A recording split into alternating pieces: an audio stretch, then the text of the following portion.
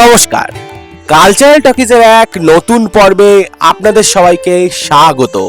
সম্প্রতি তপন থিয়েটারে অনিকের আয়োজনে আয়োজিত হয়ে গেল নবম বর্ষ অমলেশ চক্রবর্তী স্মৃতি সম্মান ও অমলেশ চক্রবর্তী স্মারক বক্তৃতা।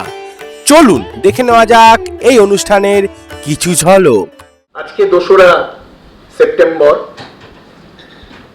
অনিকের প্রতিষ্ঠাতা অমলেশ চক্রবর্তীর জন্মদিন।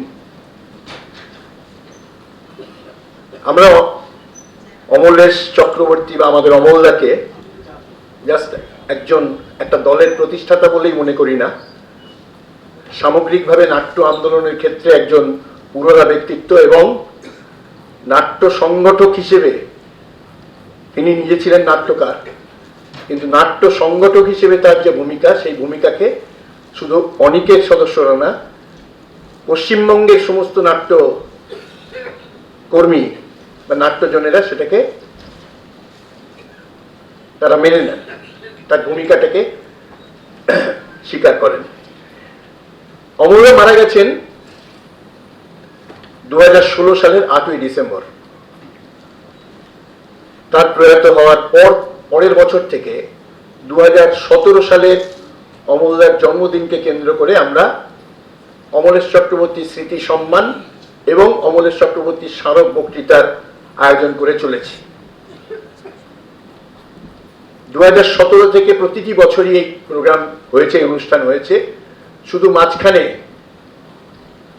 যে বছর কোভিডের জন্য এই সময়টা সবকিছু বন্ধ ছিল, সেবারেও এই অনুষ্ঠান হয়েছে, কিন্তু সেটা ভার্চুয়াল এতে, এবং সেখানে যারা সম্মানিত হয়েছেন তাদের বাড়িতে গিয়ে আমরা সম্মান পৌঁছে দিয়ে এসেছিলাম, এবং যে স্মারক বক্তৃতাটা সেটাও অনলাইনে, সেই স্মারক বক্তৃতাটা একটা পার্টিকুলার দিনে পার্টিকুলার সময় আমরা সবাইকে জানিয়েছি। 17 সালে শ্রী বিভাস চক্রবর্তী, শ্রী সুব্রত পাল, শ্রীমতী মায়া ঘোষ এবং শ্রী দ্বিজেন বন্দ্যোপাধ্যায় এই সম্মান পান। তার মধ্যে 3জনই আজকে নেই, আর তার 3জন প্রয়াত হয়েছেন, সুব্রত পাল, মায়া ঘোষ এবং দ্বিজেন বন্দ্যোপাধ্যায়। 2018 সালে অরুণ মুখোপাধ্যায়, শ্রীমতী চিত্রা সেন, শ্রী গোলাম কুদ্দুচ বাংলাদেশের এবং শ্রী চন্দন সেন অভিনেতা 2018 সালে তারা এই সম্মান পান। 2019 সালে শ্রমিক বন্দ্যোপাধ্যায়, চন্দন সেন নাট্যকার, মুরারি রায়চৌধুরী, দেবেশ রায়চৌধুরী 2019 সালে। 2020 সাল ওই কোভিডের বছর আমরা বাড়িতে গিয়ে সম্মান জানিয়ে আসি রুদ্রপ্রসাদ সেনগুপ্ত, শরণ চ্যাটার্জি, সুনীল চ্যাটার্জি, প্রবীর দত্ত এবং সীমা মুখোপাধ্যায়কে। তার মধ্যে শরণ চ্যাটার্জি প্রয়াত হয়েছেন। 2021 সালে অশোক মুখোপাধ্যায়, ছন্দা চ্যাটার্জি, পঙ্কজ দত্ত, স্বপন রায় বীরভূমের আনন্দ। 2022 সালে হরিমাধব মুখোপাধ্যায়, মামুনুর রশিদ বাংলাদেশ, অজয় দত্তগুপ্ত, দেবশঙ্কর হালদার এবং অদ্রিজা দাশগুপ্ত। 2023 সালে প্রকাশ ভট্টাচার্য, দীপায়ন ভট্টাচার্য কোচবিহারের, কাবেরী বসু, রঞ্জন গঙ্গোপাধ্যায়। 2024 সালে সোহাগ সেন, মেঘনাথ ভট্টাচার্য, গৌতম হালদার, কৌশিক চট্টোপাধ্যায়। এই হচ্ছে 2024 সাল পর্যন্ত যারা এই স্মৃতি সম্মান পেয়েছেন তাদের নাম। আর স্মারক বক্তৃতার ব্যাপারটাও বলি বিষয় সমেত। 2017 সালে শ্রমিক বন্দ্যোপাধ্যায় বক্তব্য রাখেন থিয়েটার সংগঠন ও আত্মকেন্দ্রিক ব্যক্তি জীবন এই বিষয়ে। 2018 সালেও শ্রমিক বন্দ্যোপাধ্যায় বক্তব্য রাখেন তার থিয়েটারে রাজনীতি অনিশ্চিত বিকল্প। 2019 সাল নাসিরউদ্দিন ইউসুফ বাংলাদেশ, নব্য জাতীয়তাবাদ ও শিল্পীর কর্তব্য। 2020 মামুনুর রশিদ, থিয়েটারে বামপন্থা, প্রয়োজনীয়তা ও ভবিষ্যৎ। 2021 অংশুমান ভৌমিক, উদয়ন পণ্ডিতের দেশ, শিল্প সমাজের দায়। 2022 আশিস গোস্বামী, থিয়েটার পরম্পরার পুনঃ উচ্চারণ। 2023 আবার মামুনুর রশিদ, বিক্ষুব্ধ পৃথিবীর ধ্বংসস্তূপে থিয়েটার কি কোনো প্রাণের স্পন্দন শোনাবে? 2024 আনন্দলাল, মাইকেলের রিজিয়া নাটক আবিষ্কার। এই কটা স্মারক বক্তৃতা পরপর হয়েছে। আমাদের কাছে প্রথম 6টা বক্তৃতা একটা বই হিসেবে আছে, পরেরগুলো আর দুটো হলে আমরা পরেরগুলো বই হিসেবে বার করব। স্মৃতি সম্মান পাবেন তাদের প্রথমে ডাকছি। নবম বর্ষ সম্মান প্রাপক শ্রী অসিত বসু, থিয়েটারের জীবনকৃতি সম্মান। সম্মান প্রাপক শ্রী তুষার ভট্টাচার্য, বিশিষ্ট অভিনেতা ও নাট্যবন্ধু। সম্মান প্রাপক শ্রীমতী সুরঞ্জনা দাশগুপ্ত, প্রতিভাময়ী সমাজ সচেতন থিয়েটার শিল্পী। সম্মান প্রাপক শ্রী অনুপ ধর, গ্রুপ থিয়েটারের একনিষ্ঠ নেপথ্য শিল্পী।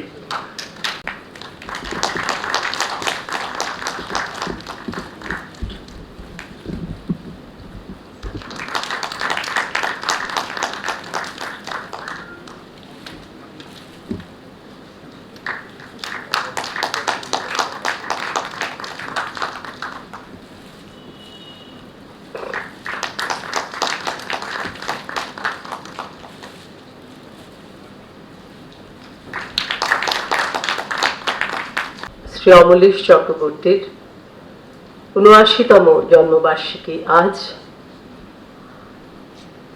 তাকে মনে রাখার অঙ্গীকার নিয়ে 2017 থেকে আমাদের এই অনুষ্ঠান শুরু হয়েছে। অমলেশ চক্রবর্তী স্মৃতি সম্মান এবং অমলেশ চক্রবর্তী স্মারক বক্তৃতা। আপনারা জানেন আজ যিনি স্মারক বক্তৃতা দেবেন, অমলেশ চক্রবর্তী স্মারক বক্তৃতা, সেই শ্রী রজত চক্রবর্তীর একটি উপন্যাসে পঞ্চানন কর্মকারের কথা লেখা হয়েছে, যার কথা অনেক বাঙালিরই জানা নেই, জানা ছিল না। সম্প্রতি তারা জেনেছে, কারণ সেই যে উপন্যাস, তাকে ভিত্তি করে দেবাশিসের নির্দেশনায় অনেক একটি নাটক মঞ্চস্থ করেছে। আক্ষরিক বাংলা হরফের প্রথম যিনি মুদ্রিত আকারে হরফ তৈরি করেছিলেন সেই পঞ্চানন কর্মকারকে নিয়ে। তাই এখন অনেকে পঞ্চানন কর্মকারের কথা জানে। আমরা বাঙালি হয়েও এই ইতিহাস কিন্তু আমাদের জানা ছিল না। তো আমাদেরও মনে হয়েছে যে আগামী দিনে অমলেশ চক্রবর্তী ঠিক থিয়েটারের জন্য কি কি করে গেছেন, সেটা কত মানুষ মনে রাখবে বা রাখার চেষ্টা কিভাবে হবে। হয়তো কিছু বই আকারে প্রকাশ পেয়েছে, কিছু নাটক, কিন্তু তার বাইরেও অনেক কাজ রয়ে গেছে। হ্যাঁ, এটা ঘটনা যে নিকোলাই পোগোদিনের ক্রেমলিন চাইমস প্রথম বাংলায় অনুবাদ করেন অমলেশ চক্রবর্তী, যেটা ক্রেমলিনের ঘড়ি হিসেবে একটি বিখ্যাত নাটক।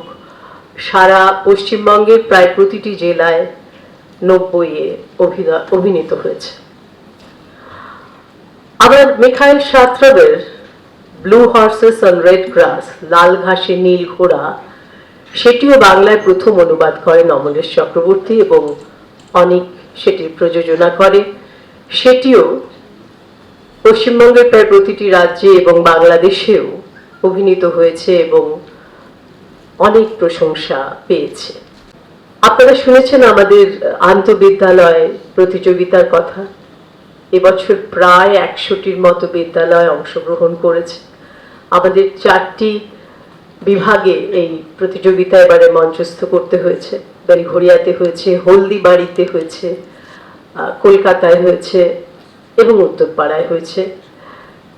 তার আগামী নভেম্বরে পুরস্কার বিতরণী অনুষ্ঠান এখানেই হবে।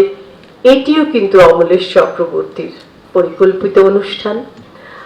এবং অমল বলে গেছিলেন যে যদি কখনো আমি অর্থাভাবে গঙ্গা যমুনা নাট্যোৎসব করতে নাও পারি, এই আন্তঃবিদ্যালয় প্রতিযোগিতা চালু রাখবো। তার কারণ এর মাধ্যমে আগামী দিনের নাট্যকার, পরিচালক, অভিনেতা, নেপথ্য শিল্পী এবং সর্বোপরি থিয়েটারের দর্শক তৈরি হবে। এবং সেটা হয়েছে। শ্রী অসিত বসু অশীতিপর এই অভিনেতা মঞ্চে এখনো ক্লান্তিহীন। উৎপল দত্তের শিষ্য তিনি। পরবর্তীকালে তিনি নিজের নাটকের দল তৈরি করেছেন।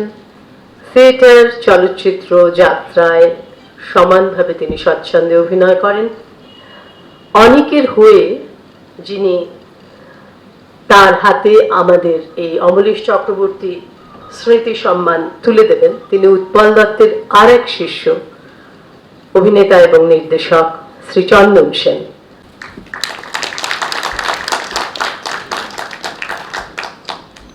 ওটা নিয়ে নে হাত থেকে।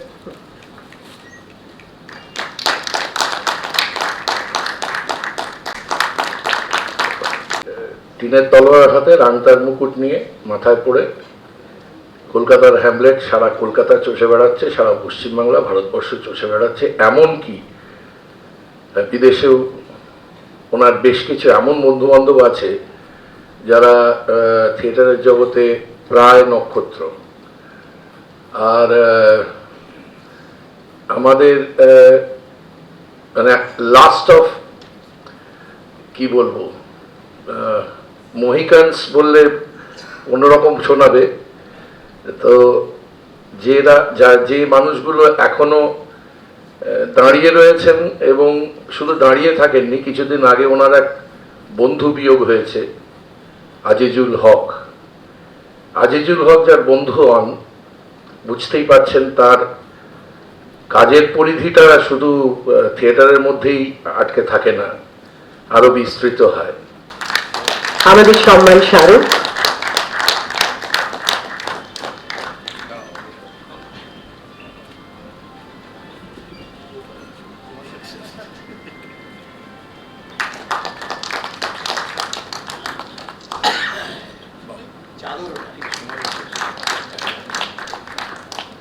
ড্রাই ফ্রুটস, চাদর,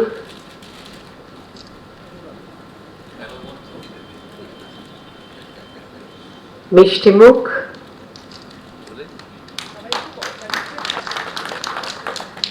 সাংবাদিক।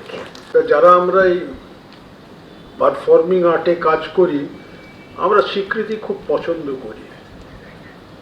আবার কোনো কোনো স্বীকৃতি পেছনের স্মৃতিটা খুব বেদনাবহ, জ্বালা ধরায়, যন্ত্রণা ধরায়। এই বয়সের সাথে সাথে বুঝতে পারি বয়স হলে, বুড়ো হলে নয়, বয়স হলে সঙ্গত কারণে চামড়া ঢিলে ঢালা হয়ে যায়, পেশিগুলো ঢিলে ঢালা হয়ে যায়, সেই সঙ্গে মনের ওই আবেগ টাবেগগুলো একটু ঢিলে ঢালা হয়ে যায়। এই ঢিলে ঢালা অবস্থায় কিছু বলতে গিয়ে যদি চোখে জল আসে, ভাববেন ওটা মজা করে এনেছি, একটার তো। আমার অমলের ছবিটার দিকে তাকিয়ে খুব কষ্ট হচ্ছে। আমার স্মৃতিতে অমলের পুরস্কার নেওয়ার কথা। আমার চেয়ে 3-4 বছরের ছোট, কিন্তু খুব বন্ধু ছিল আমার। আমাদের দুজনের একটা অন্য ধরনের আড্ডা ছিল আমাদের রাজনৈতিক থিয়েটারের সব সংক্রান্ত ব্যাপার ঘিরে। ও যখন ওই আন্তর্বিদ্যালয়ে প্রতিযোগিতা করবে ঠিক করলো, তো আমি বললাম তুমি করবে, এটা সামাল দিতে পারবে, এত ব্যাপক। বললো ওর একটা ছিল, ও হয়ে যাবে, কিছু ভাববে না। আমাদের দুজনে বেশিরভাগ আলোচনা হতো ওই পাইপের নানা রকম টোব্যাকোর অ্যারোমা এবং কোয়ালিটি নিয়ে, কারণ তখন ও পাইপ খেত, আমিও পাইপ খেতাম। অনেক অনেক বেদনার, আনন্দের, এই যে নিজের দরজা খুলে দিয়ে বন্ধুকে সাহায্য করার জায়গাটা বোধহয় চলে গেছে। কিন্তু আমাদের সময়ের যে শিক্ষা, যে সামাজিক সাংস্কৃতিক শিক্ষাটা আমাদের রক্তে ছিল, সেটা বোধহয় এটা করতে পারত। কাজে এই, আর আমার এইটা পেয়ে আনন্দ হচ্ছে আরো বেশি, এটা দুঃখ আনন্দ মিশ্রিত আনন্দ হচ্ছে। এই সম্মাননাগুলো যার হাত দিয়ে তুলে দেওয়া হলো, চন্দন আমার সন্তান প্রতিম, আমার গুরু ভাই, ওর মাও আমার অত্যন্ত কাছের বন্ধু ছিলেন, যাওয়ার আগে ওর ভার আমার হাতে দিয়ে গেছে। এবং ও যে ভয়ঙ্কর প্রতিবন্ধকতাকে জয় করে মাথা উঁচু করে ঘাড় সিধে করে কাজ করছে বাংলা থিয়েটারে, আজ তার অনন্য দুষ্প্রাপ্য। এটা আমার গর্ব, আমার গুরুর বংশজাতার একটা সন্তান এইভাবে উঠে দাঁড়িয়েছে। আমি কাজ করেছি পেটের জন্য আর এখানকার জন্য, এছাড়া আমার কাজের কোনো কারণ নেই। এখনো করি সোজা দাঁড়িয়ে থেকে করি। যতক্ষণ দাঁড়িয়ে আছি এই স্টেজের উপরে আমি থাকবো। ও তো 86 পর্যন্ত বলেছে, 90 পর্যন্ত যাওয়ার সাহস করেনি, ওইখানে ওর দুর্বল। আমি ওকে ভর্ৎসনা করছি সেই জন্য সর্বসম্মুখে। আপনারা সবাই ভালো থাকবেন, আনন্দে থাকবেন। থিয়েটারে এখন কিন্তু বড় দুর্যোগ, এখন বড় দেখনদারির যুগ। এই দেখনদারির ফাঁকে হাউসফুল করে আপনারা সত্যিকারের ভালো থিয়েটারগুলোকে মিস করবেন না, তাদের বাড়তে দেওয়া বন্ধ করবেন না। ভালো থিয়েটারের পাশে দাঁড়ান। একজন থিয়েটার কর্মী হিসেবে আপনাদের কাছে আমার এই একমাত্র আবেদন। বিদগ্ধ একজন সৎ মানুষ হিসেবে তিনি যেমন তার নিজস্ব নাট্যদল চন্দননগর ক্লাসিক তার সদস্যদের কাছে পরিচিত, তেমনি কাছের এবং দূরের মানুষদের কাছেও তিনি এভাবেই পরিচিত। তাই অভিনেতা এবং নাট্যবন্ধু হিসেবে অমলেশ চক্রবর্তী স্মৃতি সম্মান এবছর আমরা তাকে প্রদান করছি। আর আমাদের হয়ে যিনি এই সম্মান তার হাতে তুলে দেবেন তিনি হলেন বোলপুরের নাট্যকার, অভিনেতা, নির্দেশক শ্রী মলয় ঘোষ।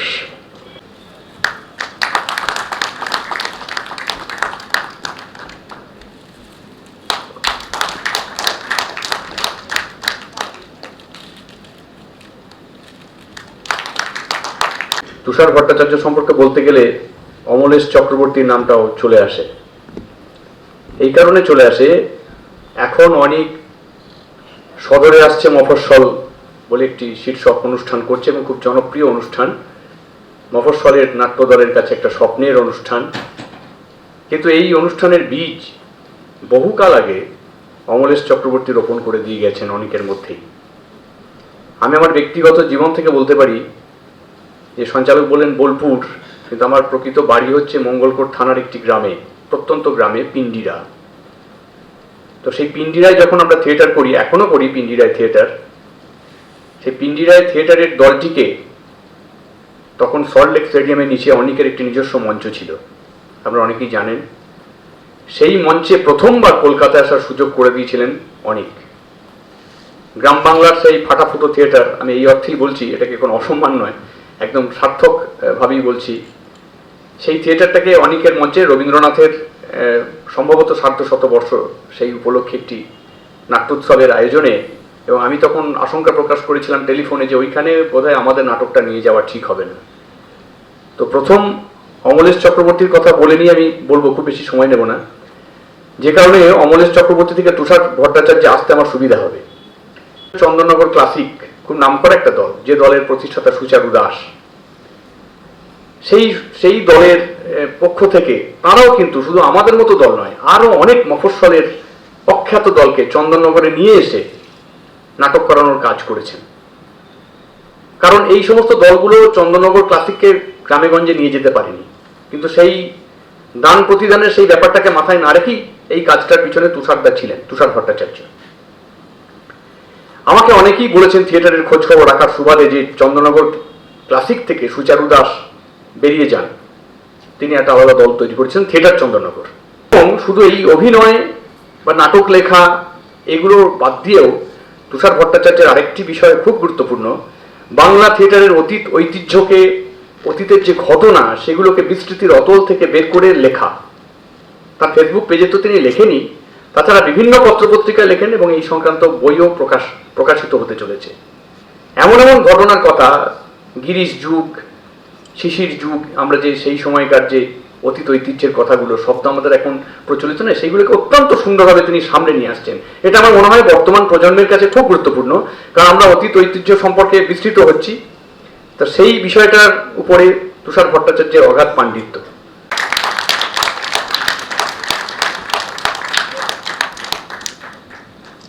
চাদর,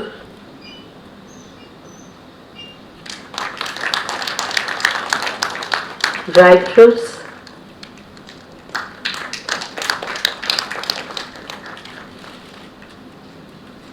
মিষ্টি এবং সামাজিক। অরূপদা যে লিস্ট আমাদের পড়ে শোনালেন 17 সাল থেকে কারা কারা এই সম্মান পেয়েছে, সেখানে নিজের নাম দেখে নিজেকে কিরকম যেন একটা মনে হচ্ছে, মানে লজ্জাই হচ্ছে আর কি।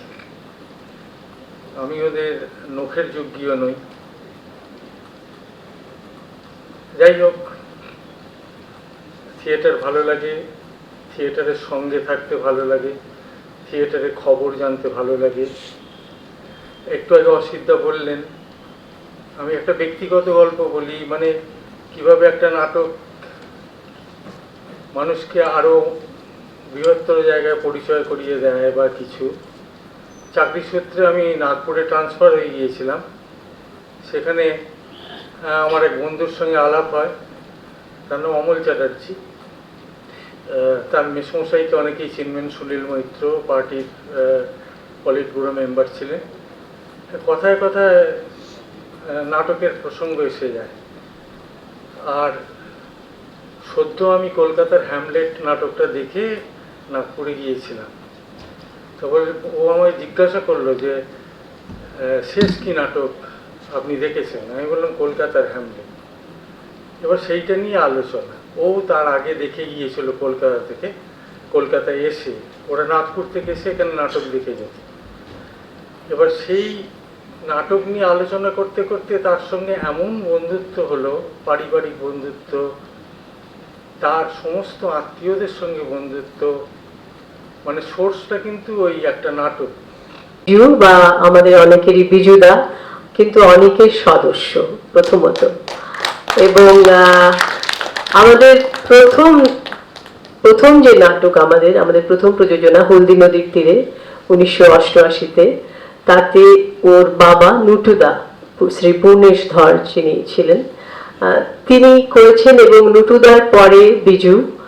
তো আমাদের অনেকের সাথে বিজুর সম্পর্ক প্রায় পারিবারিক পর্যায়ে পড়ে, এবং এত নিষ্ঠার সাথে, এত আন্তরিকতার সাথে বিজু এই থিয়েটারের কাজটা করে, এবং আমাদের সমস্ত প্রযোজনার সাথে যেহেতু বললাম যুক্ত করে। এবং অমলেশ চক্রবর্তীকে তো ও দেখেছে, মানে অমলেশ চক্রবর্তীর স্নেহ ও শাসন দুইয়েরই অভিজ্ঞতা ওর রয়েছে।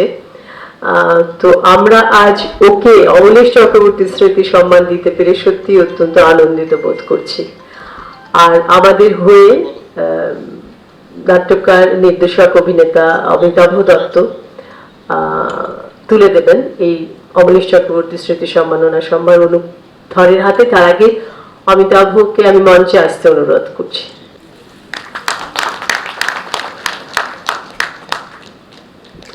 ফুল, স্মারক এবং মিষ্টি। অনেকের কথা আমি প্রথমে বলি যে এই যে অমলদার যে কাজ আপনারা এতদিন ধরে শুনলেন, যে আমাদের ওই সদরে আসছে মফস্বল বা চিলড্রেন্স থিয়েটার বা গঙ্গা যমুনা নাট্যোৎসব, এটা নিয়ে শুধু এই বাংলায় নয়, অমলদা যে বছর চলে যান, আমি একটু ছোট করে বলি, সেই বছরই বাংলাদেশের গঙ্গা যমুনা উৎসবে আমরা গেছিলাম, এবং গিয়ে দেখি, আমি খালি অনুভবের কথা বলছি, অমলদার শিল্প একাডেমির সামনে বিশাল করে অমলদার ছবি, এবং তো প্রেক্ষাগৃহ তো পূর্ণ, সমস্ত মানুষ লাইন দিয়ে গিয়ে ওখানে প্রণাম জানাচ্ছে। বিয়ে ছিল দেখে, মানে এই বাংলার শুধু না, ওপার বাংলার মানুষ অমলদাকে কি হারে আপন করে নেয়, সেটা ঢাকার শিল্প একাডেমি গিয়ে চাক্ষুষ অভিজ্ঞতা লাভ করেছিলাম। এই কথাটা, এই ব্যক্তিগত অনুভবের কথাটা আমি আপনাদের সঙ্গে একটুখানি শেয়ার করে নিলাম। এখন এই সময় যারা কাজ করেছে, যে নেপথ্য শিল্পী বা ওর ঠিক বাইরে একেবারে তপদিতেই ঠিক বলে, একদম পারিবারিক, মানে সেটা আমরা আরো ভালো বুঝতে পারি যখন দল বাইরে কোনো জায়গায় অভিনয় করতে যায়। একদম দলে, মানে সেট বয়া থেকে সেট তৈরি থেকে সমস্ত কিছুতে বিজু থাকে। স্মারক, চাদর, ড্রাই ফ্রুটস, মিষ্টি এবং সাম্মানিক। অমলেশ দা আমাকে খুবই স্নেহ করতেন, কিন্তু আমি তো বক্তা নই, তাই কোথায় শুরু করতে হবে আর কোথায় শেষ করতে হবে সেটা আমার জানা নেই। যদি কিছু ভুল করি ক্ষমা করবেন। প্রথম যেদিন অনিকে আসি বাবার সঙ্গে, তখন সম্ভবত পটলডাঙ্গা স্ট্রিটে হলদি নদীর তীরে রেকর্ডিংয়ে।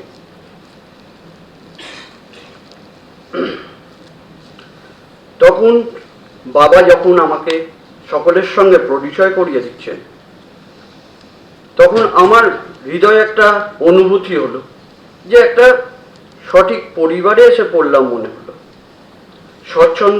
স্বচ্ছন্দে কাজ করে যাব, এই অনুভূতিটা তখন আমি পেলাম। ঠিক তার 1 বছর আগে আমি আমার মাতাকে 7ই নভেম্বর হারিয়েছিলাম। ভীষণ অসহায় লাগছিল, কিন্তু এখানে এসে যে আন্তরিকতা আমি পেয়েছি, সত্যি মনে হলো আর একটা পরিবারে এসে আমি যুক্ত হলাম। যে বিজু, একটা কথা বলবো তোকে। না কি? না আমি তোর বাবারও দাদা, তোরও দাদা? আমি বললাম হ্যাঁ। আমি বললাম হ্যাঁ, এই কারণেই কাকা বা জ্যাঠার কাছে সবকিছু অভিযোগ করা যায় না, কিছু ভুল করলেও বলা যায় না, কিন্তু দাদাদের কাছে বলা যায়। তাই আমি সকলকেই দাদা বলে সম্বোধন করি। এরপর একের পর এক যখন মঞ্চস্থ হচ্ছে একের পর এক নাটক, মলয়দা, অমলদা, তারপরে তো অরূপদা এসে যোগ দিল, বৌদি, সকলেই আমাকে বলল যে তুমি ভালো করে কাজ করে যাও।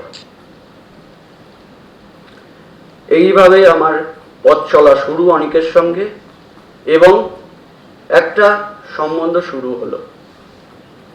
যাই হোক, এই সময় হলদি নদীর তীরে ক্রেমলিনের ঘড়ি পূর্ণ অপূর্ণ। এমন একজন অভিনেত্রী যার আদর্শ কেয়া চক্রবর্তী, যার শিক্ষক বিভাস চক্রবর্তী, অশোক মুখোপাধ্যায়, থিয়েটারে যিনি কাজ করেছেন সৌমিত্র চট্টোপাধ্যায়, সুমন মুখোপাধ্যায়, উষা গাঙ্গুলি, অরুণ মুখোপাধ্যায়, এদের সাথে চলচ্চিত্রে যাদের নির্দেশনায় উনি কাজ করেছেন তাদের মধ্যে রয়েছেন অপর্ণা সেন, অঞ্জন দত্ত। তো এমন একজন মানুষ যিনি থিয়েটারের যে কাজ সেটা তার জীবনযাপনের একটি অঙ্গ, এরকম একজন সমাজ সচেতন অভিনেত্রীকে আমরা সম্মানিত করতে পেরে অত্যন্ত গর্বিত বোধ করছি। সম্মাননা সম্ভার ওর হাতে তুলে দেবেন আমাদের সম্পাদক শ্রী অরূপ রায়। কিন্তু সুমন সেনগুপ্ত যে লেখাটা ওর সম্পর্কে লিখেছেন সেটা আমি একটু আপনাদের কাছে পড়ে শোনাচ্ছি। সময়ের সাথে সাথে বাংলা থিয়েটারের একটা অভিব্যক্তি যে ঘটছে তা আজকের দিনে দাঁড়িয়ে স্পষ্ট দেখতে পাওয়া যায়। আজ পূর্ণতাপ্রাপ্ত বাংলা থিয়েটারকে দেখলে মনে হয় কত বৈচিত্র্য, কত ফর্ম, ফরম্যাট, বিষয়, প্রেক্ষাপট, রাজনীতি ক্যানভাসকে ধীরে ধীরে ভরিয়ে তুলেছে। আর এসবের সমারোহে সময়ের সাথে পরিবর্তিত হতে হতে বাংলা থিয়েটারও যাত্রাপথে নিজেকে পরিবর্তন করতে করতে চলেছে। এ যেন প্রাণীকুলের অভিব্যক্তি। এই ক্রম পরিবর্তনশীলতার মধ্যে কত ধরনের থিয়েটার হারিয়ে গেছে, কত জনপ্রিয় নাটক বিস্মৃতির অতলে চলে গেছে, কত অভিনেতা, পরিচালক, নাট্যকারের কাজ, নাম সবকিছু ধুলোর আস্তরণে ঢাকা পড়ে চোখের আড়ালে চলে গেছে। কালের নিয়ম, তবু প্রকৃতি যেমন একটা নিজস্ব নির্বাচনের মাধ্যমে যোগ্যতমের উদ্বর্তন ঘটায়, তেমনি বাংলা নাটকেও কিছু নাম থেকে গেছে, থাকবেও। সব বদলে গেলেও সেই বদলে যাওয়া প্রতিটি প্রেক্ষাপটেই কিছু অসম্ভব শক্তিশালী মানুষ এবং তাদের কাজ স্বমহিমায় স্বাতন্ত্র্যে উজ্জ্বল হয়ে থাকেন। তারাই এই শিল্পের উৎকর্ষের ধারাটিকে সজীব রাখেন, এগিয়ে নিয়ে চলেন। বাংলা নাটকে এমনই একটি নাম সুরঞ্জনা দাশগুপ্ত। রাষ্ট্রবিজ্ঞানের ছাত্রী, দিন বদলের স্বপ্ন দেখা মেধাবী এই মানুষটি কিন্তু অভিনয়ের সাথে সাথে থিয়েটারের সমস্ত দিকে নিজের প্রস্তুতি পর্বকে বিস্তার দেন। তখন দলের সমস্ত ধরনের কাজ, পোস্টার লেখা, কস্টিউমের ডিজাইন থেকে শুরু করে সম্পূর্ণ দায়িত্ব নেওয়া, গান গাওয়ার পাশাপাশি স্বনামধন্য মেকআপ শিল্পী শক্তি সেনের কাছ থেকে শিখে নিচ্ছেন আধুনিক মেকআপের পাঠ, আর প্রতি মুহূর্তে তৈরি হচ্ছেন শিক্ষক বিভাস চক্রবর্তী এবং অশোক মুখোপাধ্যায়ের শিক্ষায়। দিবারাত্রির কাব্যতে তাঁর সেই মদ্যপ অবস্থার অভিনয় শরীরে শিহরণ জাগায়। মিস উদ্গারিকা নাটকে তার অভিনয় বাংলা নাটকে এক অন্যতম সংযোজন। কাজ করেছেন ব্রাত্য বসু, সুমন মুখোপাধ্যায়, সৌমিত্র চট্টোপাধ্যায়ের সাথে, এখনো কাজ করছেন অসম্ভব দক্ষতার সাথে। সমকালের বাংলা নাটকের সর্বাধিক জনপ্রিয় নির্দেশক দেবাশিসের পরিচালনায় ফেরারি ফৌজ নাটকেও তিনি সমানভাবে উজ্জ্বল। তার বর্তমান নিজস্ব দল নির্বাক অভিনয় একাডেমি, প্রযোজনায় অশোক মুখোপাধ্যায়ের পরিচালনায় সওদাগরের নৌকায় তার অভিনয় বর্তমান কাজগুলির মধ্যে অন্যতম। শাহরুখ, এই চাদরটা কিন্তু আগের চাদরের মতো নয়, এটা কিন্তু লেডিস শল সুরঞ্জনা।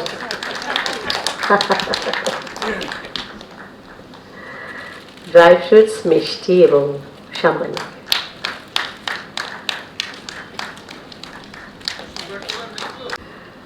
আমি খুব অকপটে একটা সত্যি কথা বলছি, মানে এটা সত্যি আমার মনের কথা। সম্মান পেলে আমার মনে হয় যে ওরা কেন পেল না। আমি ৪৫ বছর ধরে থিয়েটার করছি, যারা আছেন, যারা থিয়েটার করছেন, যারা থিয়েটারের সঙ্গে সম্পৃক্ত, তাদের অনেকেরই আমার মনে হয় সম্মান পাওয়া উচিত। কারণ এই যে সম্মান পেলে ভালো লাগে, একটা উৎসাহ পাওয়া যায়, আবার নতুন করে কাজ করতে ইচ্ছে হয়। প্রতিদিন মনে হয় সকাল থেকে রাত অবধি থিয়েটার নিয়ে ভাবি, থিয়েটার নিয়ে চিন্তা ভাবনা করি।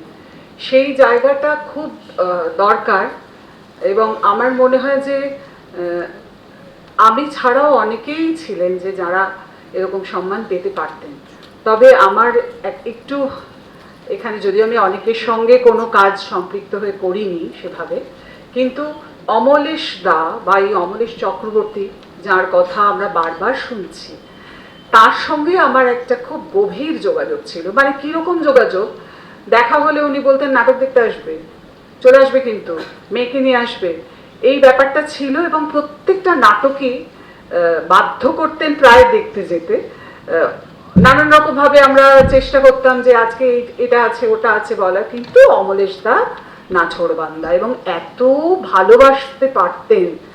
তার মধ্যে এই যে সত্যি কথা বলতে যে মাস সিঙ্গার্স কথাটা শুনেছি, কিন্তু মাস নাট্যকর্মী, যে জনতার নাট্যকর্মী, মানুষের সঙ্গে যার ছোট বড় নির্বিশেষে একটা অসম্ভব ভালো সংযোগ ছিল, যেটা আমাদের প্রত্যেকের মানে আমরা যেটা মিস করি, আমরা অনেকেই রাখতে পারি না, সেটা মাঝে মাঝে মনে হয়। আর সত্যি কথা বলতে যে তালিকা আমি শুনলাম, এবং আজকেও যারা এখানে মঞ্চে সম্বর্ধিত হলেন এবং সম্মান পেলেন, তাদের পাশে দাঁড়ানোর মানে শক্তি আমার আছে কিনা সেটাও আমি জানি না।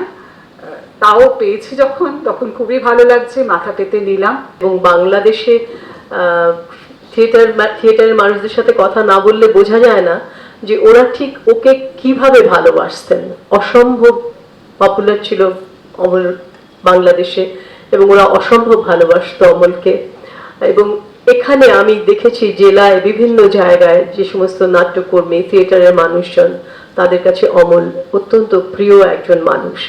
আসলে আমি মানুষটা বরাবরই অমল থাকাকালীন একটু পেছনের দিকে থাকতাম, আমি কখনো সামনে এগোতাম না, ফলে আমার সাথে অত মানুষের পরিচয়ও হতো না, অত কথাও হতো না।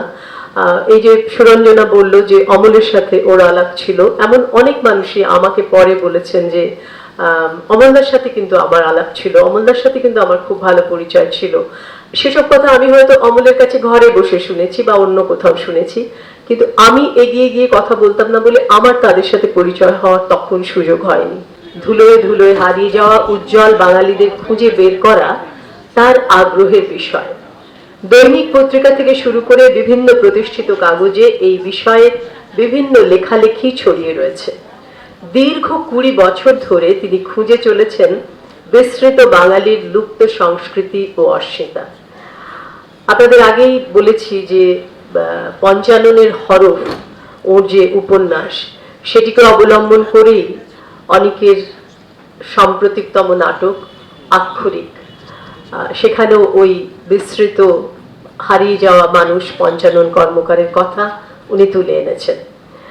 শান্তিনিকেতনের গৌর প্রাঙ্গণের গৌর মানুষটিকে খুঁজে তাকে নিয়ে লেখা গবেষণামূলক উপন্যাস গৌর প্রাঙ্গণের গোড়া বিশ্বভারতীর স্বীকৃতি যেমন উল্লেখযোগ্য, তেমনি হারিয়ে যাওয়া বাংলা সাংস্কৃতিক ইতিহাসের সন্ধানে তার সাম্প্রতিকতম আখ্যানমূলক বই ধুলো মাটি বাংলা বিদ্বজ্জনের আগ্রহের বিষয়। আশকথা পাশকথা, পান্থজন কথা ইত্যাদি বইগুলি সেই অনুসন্ধানের সাক্ষ্য বহন করে। বাংলা মুদ্রণের প্রথম হরফ শিল্পী পঞ্চানন কর্মকারকে নিয়ে রজত চক্রবর্তীর লেখা ইতিহাসাশ্রয়ী উপন্যাস পঞ্চাননের হরফ, যে উপন্যাস অবলম্বনে অনেক প্রযোজিত দেবাশিসের পরিচালনায় নাটক আক্ষরিক সাফল্যের সাথে মঞ্চস্থ হয়ে চলেছে। অমলেশ চক্রবর্তী স্মৃতি সম্মান সম্ভার তুলে দেবেন শ্রী রজত চক্রবর্তীর হাতে।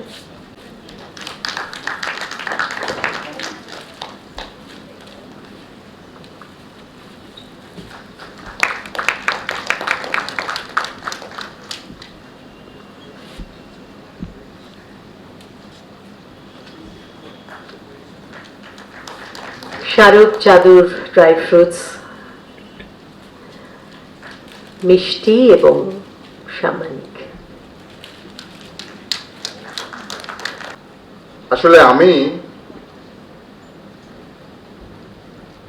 ওই কোণে যেখানে মঞ্চের আলো ছটাটা পৌঁছয় না, সেইখানে বসে থাকা যে মানুষজন, কালো কালো মানুষজন, কালো কালো মাথা দেখা যায় মঞ্চ থেকে,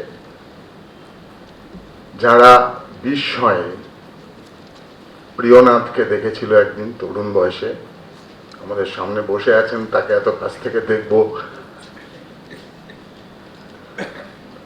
ইউনিভার্সিটি ইনস্টিটিউট হলে আমার এখনো মনে আছে। ওই পেছন থেকে একাডেমিতে যখন নাটক হয় তখন পেছন থেকে যারা এসে সামনের গেট দিয়ে বেরোয় তাদের কথা আপনারা বুঝতে পারেন না, তারা কি মুগ্ধতা নিয়ে তাকিয়ে থাকেন মাধব মালঞ্চী কন্যা সেই কন্যাকে। এত কাছ থেকে দেখছি এদের। আমি আসলে সেই মানুষগুলোর একজন যারা না থাকলে থিয়েটারটা হবে না। একাডেমির ওপরে 1 টাকা, পেছনে ST রয়ে 2 টাকা, রবীন্দ্র সদনের সামনে সারা রাত বসে থাকা সৌম্যমিত্র নাটক দেখব বলে, সেই মানুষগুলোর একজন। তা আজকে আমাকে ডাকার জন্য আমি কৃতজ্ঞ অনেককে, যে সেই কালো কালো মানুষগুলোর একজন প্রতিনিধি, যারা সিরাজদৌল্লা, গিরিশ ঘোষের থেকে শুরু করে আজকে আক্ষরিক দেখছে, তাদের একজন হিসেবে নিজের লোকাস্ট্যান্ডিটা ঠিক করলাম। কারণ আমরাই অর্থ, সময়, পরিশ্রম মফস্বল শহর থেকে ছুটে ছুটে এসে নাটকটা দেখতে আসি, মুগ্ধ হই, কিছু পাই, কিছু পাই না, কখনো বিরক্ত হই, কখনো হাততালি দিয়ে উঠি, কখনো কোনো চরিত্র, যেমন প্রিয়নাথের কথা বললাম, রাতের ঘুম কেড়ে নেয়, কখনো কখনো কোনো নাটকের দৃশ্য আজও আমার কাছে রয়েছে। সেই দর্শকদের একজন। কেন করতে গেছিলাম হঠাৎ করে এই কাজগুলো, তার একটা প্রেক্ষাপট আছে। আসলে আমি যেটা ভাবি, মানে যে ভাবনাগুলো আমার মধ্যে আছে, আপনারা যারা শুনছেন তাদের সঙ্গে শেয়ার করি। আমি চাই কিন্তু আপনারা বিরক্ত হবেন, আমি চাই আপনারা উত্তপ্ত হবেন, আমি চাই আপনাদের মধ্যে বিতর্ক তৈরি হবে, প্রশ্ন তৈরি হবে। কারণ আমি যে ভাবনাগুলো ভাবি সেগুলো কতখানি ভাবে, মানে দর্শকরা যেগুলো ভেবে এসছে, কতখানি ভাবে মঞ্চের লোকেরা শোনে, আমরা ঠিক বুঝতে পারি না। দর্শক হিসেবে আমরা বুঝতে পারি না। আমরা মুগ্ধতা প্রকাশ করি, আর কিছু প্রকাশ করি কি জানি না। তা সেই জায়গা থেকে দাঁড়িয়ে আমি আসলে যা কিছু ঘটে সারা বিশ্বময়, এই যে গান, নাটক, সিনেমা, ছবি আঁকা, গল্প লেখা, সাহিত্য, উপন্যাস, যা কিছু ঘটে, এই যে মহাযজ্ঞ চলছে বহু বছর ধরে, তাকে দুটো ভাগে আমি ভাগ করতে চাই। একটা হলো তোষামোদী সংস্কৃতি, একটা হলো প্রতিবাদী সংস্কৃতি। এখন এই তোষামোদী সংস্কৃতির একটা প্রাচীনত্ব আছে, একটা ইতিহাস আছে। রাজারাজরাদের তাদের সভাকবিরা ছিলেন, সভার গায়করা ছিলেন। এখন সেই রাজারাজরাদের কিছু জনহিতকর কাজকর্মের প্রভাব সংস্কৃততে পড়েছে, আমাদের সংস্কৃতির চলনে, বাংলা সংস্কৃতির চলনেই পড়েছে। যার ফলে তো কৃত্তিবাস মুখোপাধ্যায়, মানে মুখোপাধ্যায় বললাম বলে অচেনা হয় না, কৃত্তিবাস ওঝা, ওঝাটা আসলে ওনার পাওয়া। মুখোপাধ্যায় আসলে ওনাদের অরিজিনাল টাইটেল মুখোটি, ফুলিয়াতে বাড়ি। আশুতোষ মুখোপাধ্যায়ের পূর্বপুরুষ ছিলেন। তার রামায়ণ, বা আমরা যদি আরো আসি, কৃষ্ণচন্দ্র সভায় ভারত রায় গুণাকর। মজার ব্যাপার হলো সেই সময়ও এই সংস্কৃতিটা প্রতিবাদী ছিল। কারণ যখন মুঘলরা আক্রমণ করছে, ধর্মান্তরিত হচ্ছে, তখন এই হিন্দু কবিরা লিখছেন সত্য পীর পাঁচালী, মানে সত্যনারায়ণের সত্য এবং পীর বাবার পীর, এই দুই যুক্ত করে ওনারা লিখছেন সত্য পীরের পাঁচালী। এবং মজার বিষয় হলো শ্রীকঙ্ক বা ভরতচন্দ্র যারা হিন্দু, তাদের পাঁচালী সমস্ত প্রান্তিক জনপদে তারা সারাদিন ধরে ভিক্ষে করত, মানে ময়দা আটা যা পেত, বাতাসা ফলমূল, সন্ধ্যেবেলা পাঁচালি পড়া হতো, সিন্নি তৈরি হতো, সেটা তাদের রাতের ডিনার। মানে সংস্কৃতির প্রবাহটা কিন্তু এরকম। তা এই তোষামোদী, তার সঙ্গে সঙ্গে চলছিল তোষামোদী, রাজারাজরাদের বন্দনা, যেখান থেকে আমাদের গৌরচন্দ্রিকা পাওয়া, মানে নিমায়ের স্তুতি গান করে একজন কবি কবিতা লিখতেন, ওটাকেই বলা হয় গৌরচন্দ্রিকা। তার থেকেই আমরা বলি গৌরচন্দ্রিকা বেশি হয়ে যাচ্ছে, মানে যেটা আমারও হচ্ছে আর কি। তা মজার বিষয় হলো, কারণ আমি কিছু প্রিপারেশন করে এসেছিলাম, সেগুলো ওই তুষার দার সঙ্গে একসঙ্গে এসেছি। তা ফলে তুষার দা তো নাটকের লোক, নাটকের কথা সারা গাড়িতে ভুলে গেছে এবং আমার টোটালটাই গুলিয়ে গেছে। তা এই এবার আর একটা যা ধারা যেটা বইছে, যে প্রতিবাদী সংস্কৃতি। আমি প্রতিবাদী সংস্কৃতি বলতে যেটা বোঝাতে চাই বা বলি, বা আমি যেটা বিশ্বাস করি, সেটা হলো মানুষ যা কিছু সৃষ্টি করে, যে গান, যে কবিতা, যে ছবি আঁকা, যা কিছু মানুষ সৃষ্টি করে, সে গুহাচিত্র থেকে আজ অব্দি, তা কিন্তু প্রতিবাদী। কারণ সেই মানুষটা, তার সমাজ এবং সময়ের সঙ্গে তার কিছু দ্বন্দ্ব হয়, একটা কন্ট্রাডিকশন হয়। সেই দ্বন্দ্ব থেকেই তার কিছু উৎসারিত হয়, কিছু বলার তৈরি হয়ে ওঠে। সেই বলাটা সে প্রেমে বলে, আনন্দে বলে, বিরহে বলে, সমস্ত কিছুর মধ্য দিয়ে বলে। এখন মজাটা হলো এইখানেই একটা মুশকিল আছে, এই যে প্রবাহটা বইছে, সেখানেই একটা কাজ চলে, সেটা হলো বেড়া বাঁধার কাজ, যেটাকে আমি বেড়া বাঁধা সংস্কৃতি বলি। কাজটা কেমন? আমি এই কিছুদিন আগে একটি এরকম সভায় গেছিলাম বক্তৃতা শুনতে, সেখানে বিপন্ন গণতন্ত্র বা ইত্যাদি ইত্যাদি। এখন আমি জানি না গণতন্ত্র কবে সম্পন্ন ছিল, কারণ গণতন্ত্র বিপন্ন বলে যারা শাসক হয়, পরবর্তীকালে আর এক দল উঠে আসে, তারা বলে এখন গণতন্ত্র বিপন্ন, তারা আবার গণতন্ত্রকে বিপন্ন করে। এই লড়াইয়েই তো আমাদের ক্রমক্রম এগিয়ে যাওয়া। তা গণতন্ত্র কোনোদিন সম্পন্ন হয় বলে আমি মনে করি না, গণতন্ত্র সবসময় বিপন্নই থাকে। তা এরকম একটা সভায় আমি গেছি।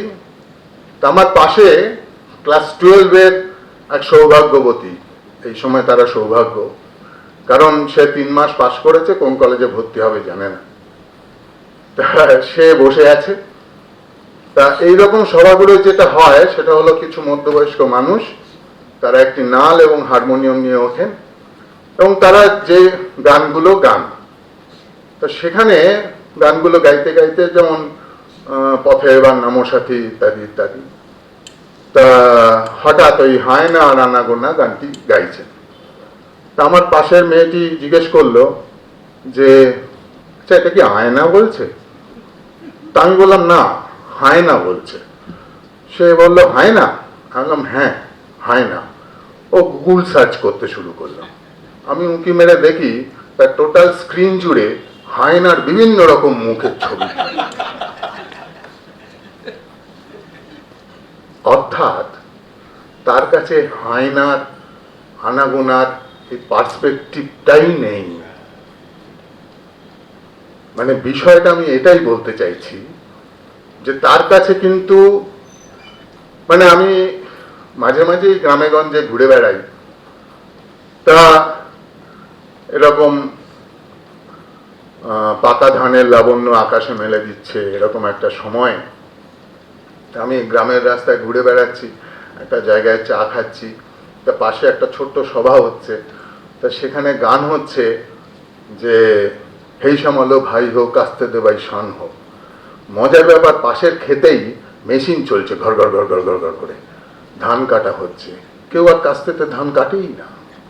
তার কাছে কোনো পার্সপেক্টিভটাই নেই এই গানটার, কিন্তু আমরা এই গানটাই গেয়ে যাচ্ছি প্রতিবাদী গান হিসেবে। বিষয়টা আমি এইখানে রাখতে চাইছি যে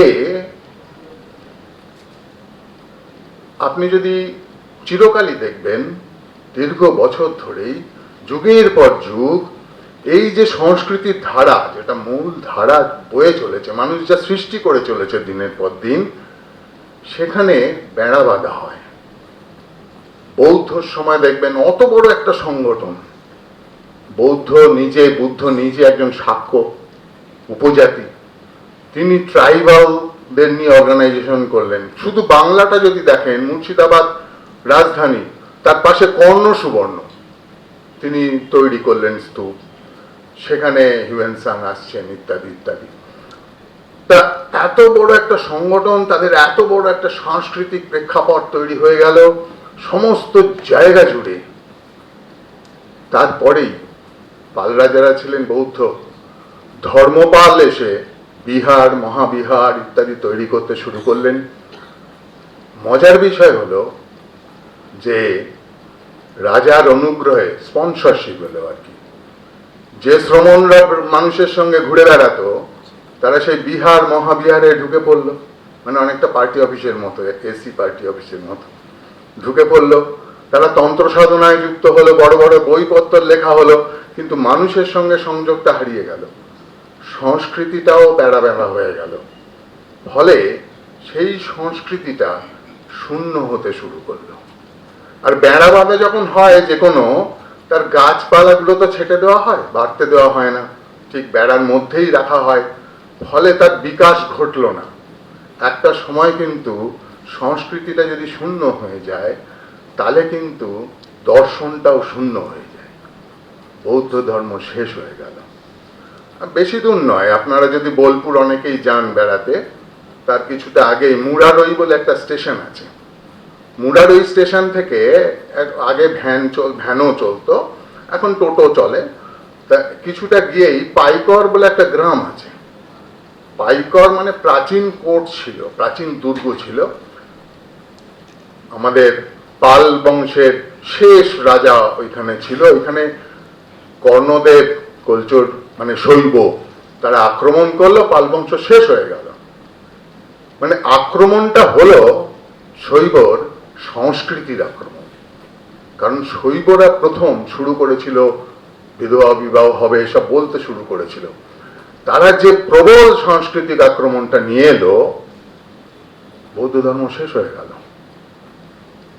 এক একটা যুগে যদি দেখেন এরকম ভাবেই বেড়া বাঁধার ফলে আপনার সংস্কৃতিটা হারিয়ে যাচ্ছে, কারণ তার পার্সপেক্টিভটা আস্তে আস্তে ছিন্ন হয়ে যাচ্ছে। তখন যেটা হয়, একটা পাল্টা সংস্কৃতি যখন এসে যায়, সেটাকে আমি সংস্কৃতি বলি না, কারণ সংস্কৃতি যখন শূন্য হয় তখন সেটা সেই সমাজ দুষ্কৃতির আঁতুর ঘর হয়। আজকে দেখতে পাচ্ছেন চারিপাশে যা ঘটছে, এটাই বাস্তব সত্য। আর এই বেড়া বাঁধার কাজটা কিন্তু আমরা জ্ঞাতসারে বা অজ্ঞাতসারে করতে থাকি। আপনার যদি দেখেন, একই সময় যখন বৌদ্ধ ধর্ম তৈরি হচ্ছে, তখন জৈন ধর্ম আমাদের পশ্চিমবাংলায় তৈরি হচ্ছে। আমি আসলে প্রথমে বেড়া বাঁধাটা বলছি, তারপরে পঞ্চাননে যাব।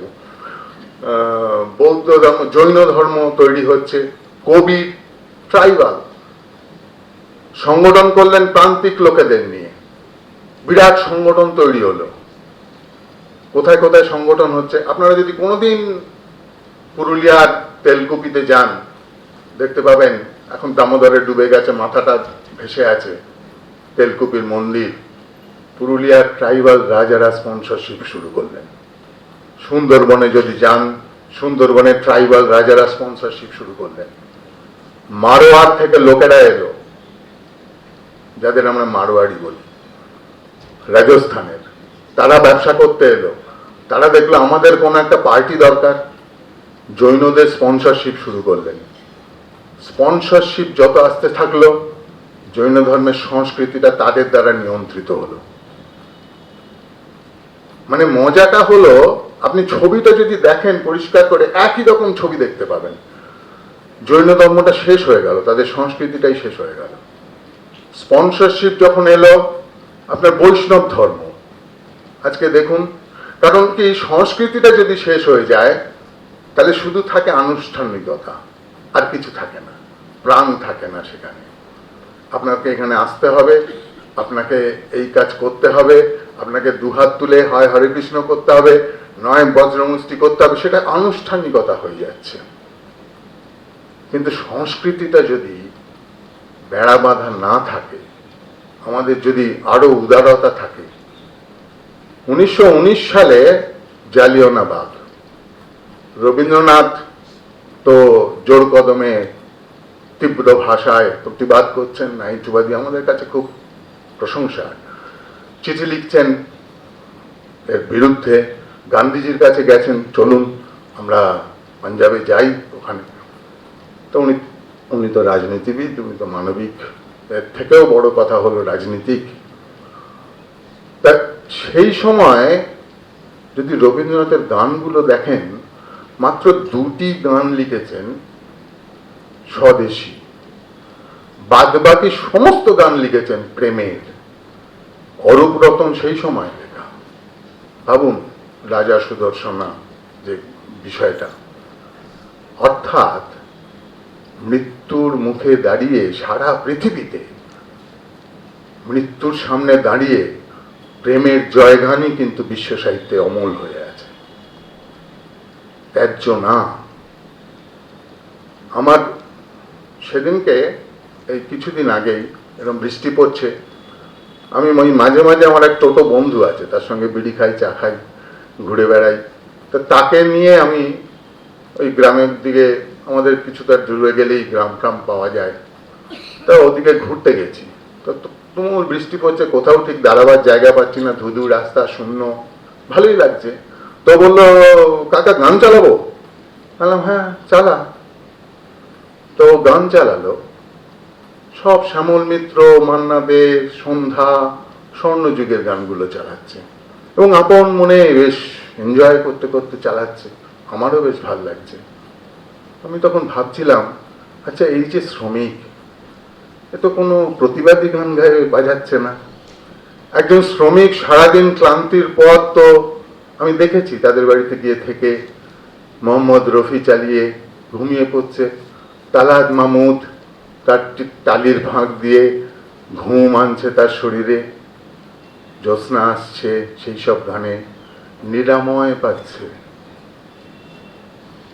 তারা পরের দিনের লড়াইয়ে শক্তি সঞ্চয় করছে। তাহলে সেটা কি গণসঙ্গীত নয়? মানুষ যা বয়ে নিয়ে চলেছে, সেটাও তো সঙ্গীত। তা মানুষকে একটা আলাদা ভাবে বোধ তৈরি করছে। তো মজাটা হলো এটাই যে 1945 সালে, সবাই জানেন ঘটনাটা, সাউথ ক্যারোলিনাতে চার্লস্টন সিগার ফ্যাক্টরিতে শ্রমিকরা স্ট্রাইক করেছিল 1945। সেই স্ট্রাইকে হঠাৎ শ্রমিকেরা যে গান গেয়ে উঠেছিল সেটা আসলে একটা গসপেল সং, সেটা ভক্তিমূলক একটি গান, ঈশ্বরের উদ্দেশ্যে গাওয়া একটি গান। সবাই মিলে সমস্বরে তাদের ক্লান্তি দূর করার জন্য গেয়ে উঠেছিল। 1947 আমাদের ভারতবর্ষ যখন স্বাধীন হচ্ছে তখন সেই গানটা পাবলিশড হয়। সেই গানটা আজকে সারা পৃথিবীতে প্রতিবাদী গান, উই শ্যাল ওভারকাম।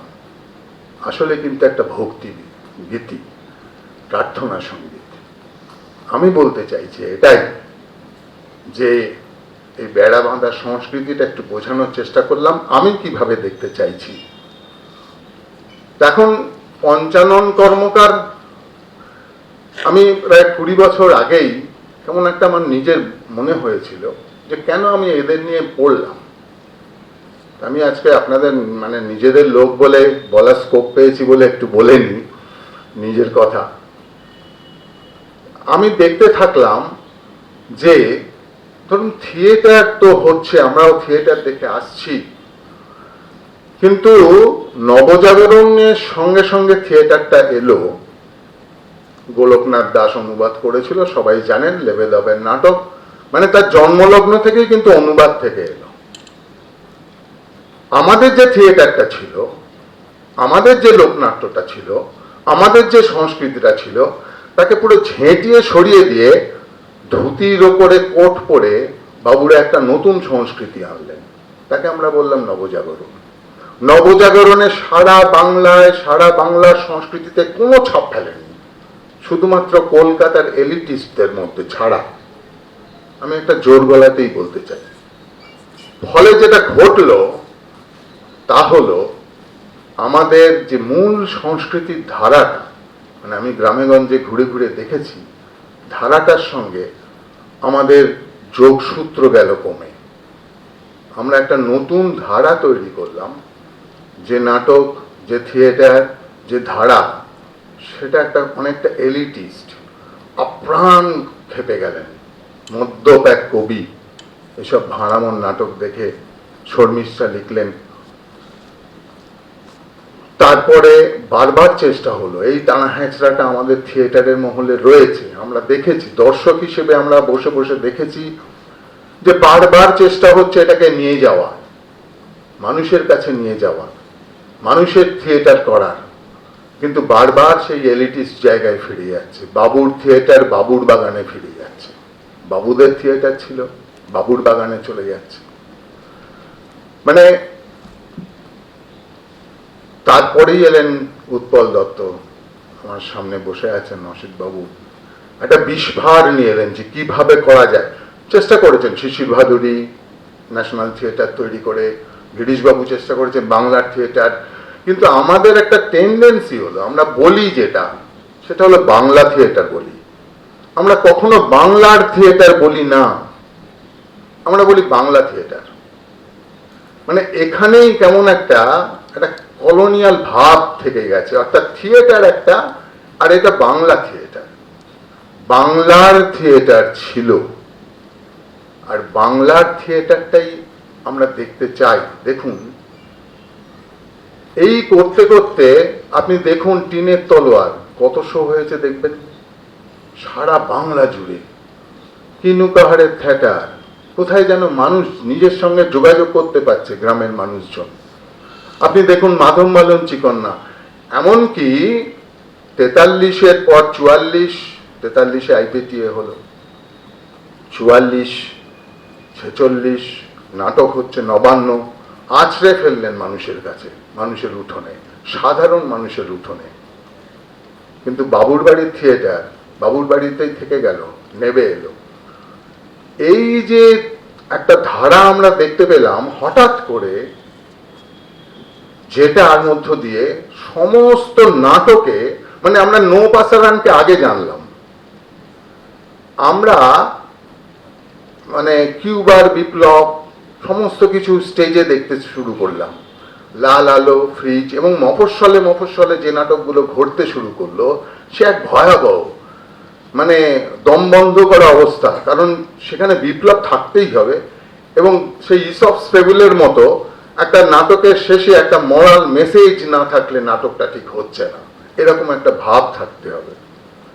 ফলে কিন্তু একটা বীতশ্রদ্ধ ভাব আসতে শুরু করলো, দম বন্ধ থেকে ছিটকে বার করলেন দায়বদ্ধ। দেখুন, প্লেন একটা মানবিক গল্প, মানুষ কিভাবে নিল, মানে আমি স্পর্ধার বাইরে গিয়ে বলছি, আপনারা দীর্ঘদিন ধরে নাটক করছেন, কিন্তু আমরা দীর্ঘদিন ধরে নাটক দেখছি, আমরাই তো এসে দেখছি। ফলে যে জায়গাটা দরকার ছিল, অর্থাৎ আমি ওই যে বললাম যে মেয়েটা হায়নার খোঁজ করছে, অর্থাৎ মানুষের কাছে এই বেড়া ভাঙার একটা যে সংস্কৃতি, যে সংস্কৃতির মূল উৎস হলো আমাদের মূল যে লোকনাট্য, মূল যে সংস্কৃতিটা আমাদের পড়ে আছে চারিপাশে, তার সঙ্গে যোগাযোগ করা। এবং প্রসঙ্গত আপনারা অনেকেই বয়স্ক আছেন, জানেন নাট্য একাডেমির একটা পত্রিকা বার এখনো করে, সেই সময় যে পত্রিকাগুলো বার করতো খুবই ঋদ্ধ পত্রিকা। নাট্য একাডেমি পত্রিকার মানে আমরা যেহেতু দর্শক, আমরা কখনো কখনো এসবগুলো তো পড়তাম। তা নাট্য একাডেমির, আপনাদের যখন অধৈর্য লাগবে না হাত তুলবেন, আমি থেমে যাব, আমি ঠিক কনক্লুড করে দেবো, মানে ওই নাটকের এডিটিং এর মতো। তা নাট্য একাডেমির পত্রিকার 2 নম্বর সংখ্যায় খুব সম্ভবত এবং 9 নম্বর পাতায় প্রথম প্রবন্ধটাই লিখেছিলেন হীরেন ভট্টাচার্য। আপনাদের কারোর যদি সংগ্রহে থাকে একবার পড়বেন, আজকের দিনে পড়াটা খুব জরুরি। তিনি প্রথম এই আলোকপাতটা করেছিলেন যে নাটকের সঙ্গে, গণনাট্যের সঙ্গে এই বাংলার লোকসংস্কৃতির একটা সংযোগ স্থাপন করাটা খুব জরুরি, না হলে এটা শুধুমাত্র একটা শহুরে থিয়েটার হয়ে যাচ্ছে। আজকে আমার বলতে কোনো বাধা নেই, কারণ আমি তো কোনো রিংয়ের মধ্যে নেই। আজকে যে নাটক নবান্ন আমি বিনি পয়সায় দেখেছি, দেখে উদ্বেল হয়েছি, আবার যেখানে হয়েছে দৌড়ে গেছি দেখতে, সেই নাটকটা আজকে কলকাতায় হচ্ছে এবং সেটা যদি আমি আমার চন্দননগরের লোকেদের দেখাবার জন্য নিয়ে যাই, আমার নাটকের বায়নানামা দিতে হবে 1.5 লাখ টাকার কাছাকাছি। তাহলে কোন দর্শকদের আমি আনবো যে 1000 টাকার টিকিট কাটতে পারবে, যে 500 টাকার টিকিট কাটতে পারবে? আমার পার্সপেক্টিভটা অনেকটা ওই হায়নার মতো হয়ে যাচ্ছে। আমি বলতে চাইছি এইটাই, অর্থাৎ হীরেন ভট্টাচার্য যেটা লিখছেন, বলছেন যে আমাদের যে সংস্কৃতিটা পড়ে আছে, এখনো পড়ে আছে, প্রচুর সম্পদ পড়ে আছে, না হলে পঞ্চানন কর্মকারকে নিয়ে নাটক হলো কেন এবং এত মানুষ দেখছে কেন? আমি বহু মানুষ 2-3 বার দেখেছে। আমি অভিজিৎ বাবু দের ফোন করে জিজ্ঞেস করেছি যে ওনাদের ফোন নাম্বারটা দিন, আমি শুধু একটা প্রশ্ন করব, কেন দেখছেন বারবার? তা অনেকে আমাকে উত্তর দিয়েছে, একটা তৃপ্তি পাচ্ছি। আসলে এই ধ্বস্ত সময়, এই যে বিধ্বস্ত অবস্থা প্রতিটি মানুষ, একটা অনিশ্চয়তা, ভয়, তার মধ্যে একটা কোনো বার্তা পৌঁছচ্ছে, যেটা আমি বলতে চাইছিলাম যে নিরাময়। সেই সঙ্গীত আসে যা আমাকে তৃপ্তি দেয়, অর্থাৎ বিশ্বাস যোগায় যে হ্যাঁ, বেঁচে থাকা যায়। তা এই জায়গাটা শুধু লড়াইয়ের কথা বলে আমার মনে হয় যে কোথাও বেড়া বাঁধা হয়ে যাচ্ছে। তা পঞ্চানন কর্মকার যখন আমি বিভিন্ন মানুষকে, এরকম আনসাং হিরোজ যারা রয়েছে তাদেরকে খোঁজ করি, বিভিন্ন গ্রামেগঞ্জে লোকসংস্কৃতি কি কি কি ইতিহাস আমাদের মধ্যে পড়ে আছে, প্রিমোগল পিরিয়ডে যে সমৃদ্ধশালী বাংলাটা ছিল আমরা শহরে থেকে বুঝতেই পারি না, আমরা জানি না যে প্রথম আইনের বইটি লিখেছিলেন একজন বাঁশবেড়িয়ার একজন মানুষ, যেটা উইলিয়াম জোন্স এখানে নিয়ে এসে সেই সময় 300 টাকা দিত, তাকে অনুবাদ করিয়েছিলেন এবং সেইটাই বিদেশে গিয়ে লয়ের বই হলো হিন্দু সাকসেশন অ্যাক্ট। সেই বই পড়েই ICS হচ্ছেন সবাই বিদেশে গিয়ে। আর আমাদের এখানেই কিন্তু লেখা হয়েছিল জগন্নাথ তর্ক পঞ্চানন। তা এই যে ইতিহাসটা পড়ে আছে, এটার সঙ্গে যদি আমাদের কানেকশনটা না থাকে, তাহলে কোথাও একটা শিকড়ের কানেকশনটা লুজ হয়ে যাচ্ছে। আর শিকড়ের কানেকশনটা যদি না থাকে, তখন যে কোনো রকম দাঁড়িয়ে থাকা সংস্কৃতি ভাসিয়ে দিচ্ছে, আমাদের পায়ের তলার জোরটা থাকছে না, কারণ আমাদের সেই সংস্কৃতির জোরটা কোথায় হারিয়ে গেছে।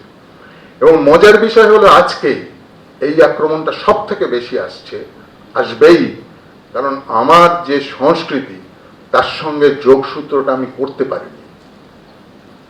কারণ সেই সংস্কৃতির নবজাগরণের সময় যে ভাসিয়ে দেওয়া হয়েছিল, তারপরে বহু মানুষ চেষ্টা করেছেন, বহু মানুষ লড়াই করেছেন।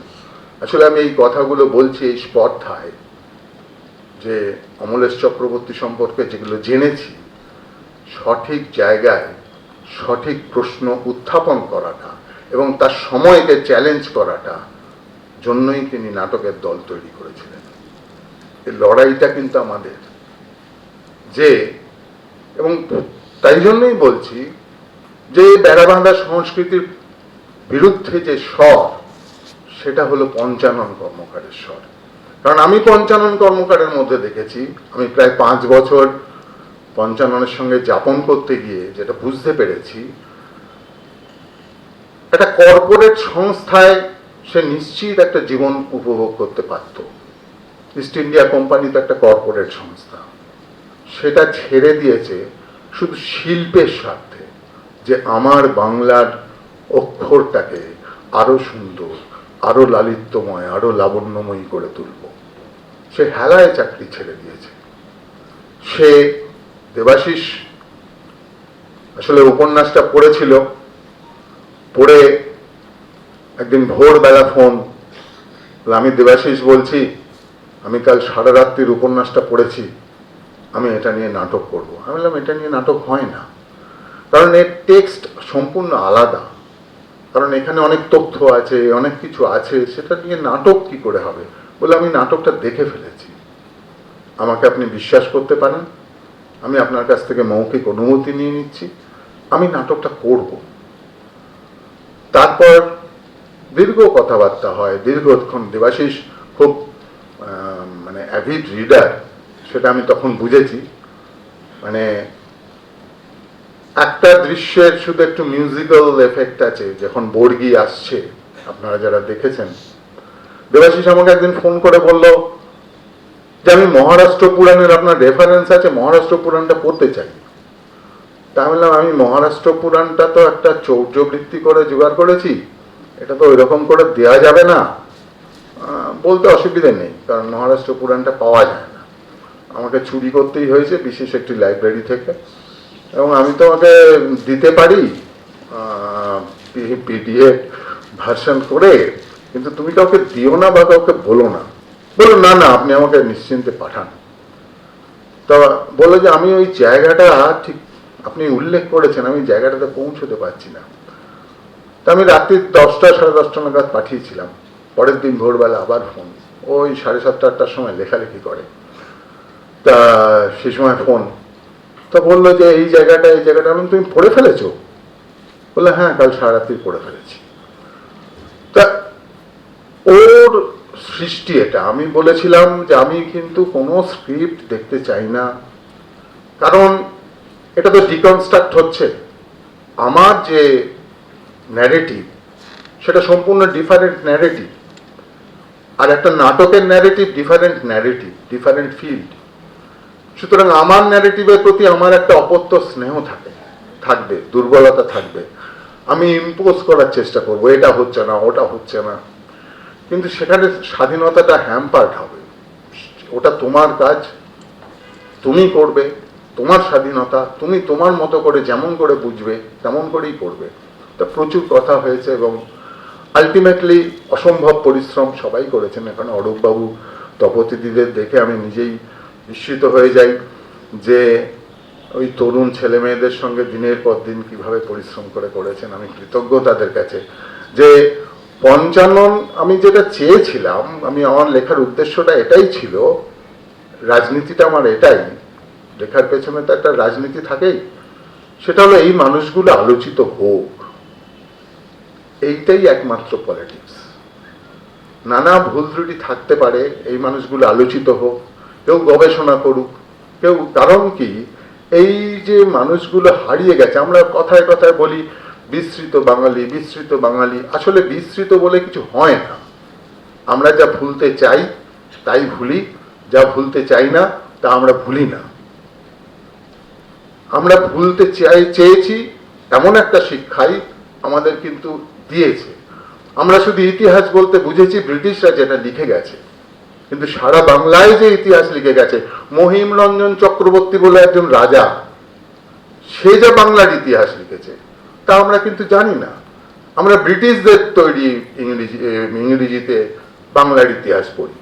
মজার ব্যাপার এটাই, এই সংযোগটা যদি না থাকে, আমার মনে হয় যে এই পঞ্চানন কর্মকারের মতো বহু মানুষ আছে বা বহু সংস্কৃতি আছে যা বাংলায় লুপ্ত হয়ে যাচ্ছে, যা বাংলা শেষ হয়ে যাচ্ছে। সেটাই কিন্তু আমাদের মূল সংস্কৃতি, যেটাকে পাল্টে দিয়েছিল একবার আর্যরা এসে, বিভিন্ন ধর্ম বিভিন্ন কাল এসে পাল্টে দিয়েছে, কিন্তু আজও তারা বহমান, তারা এগিয়ে নিয়ে চলেছে।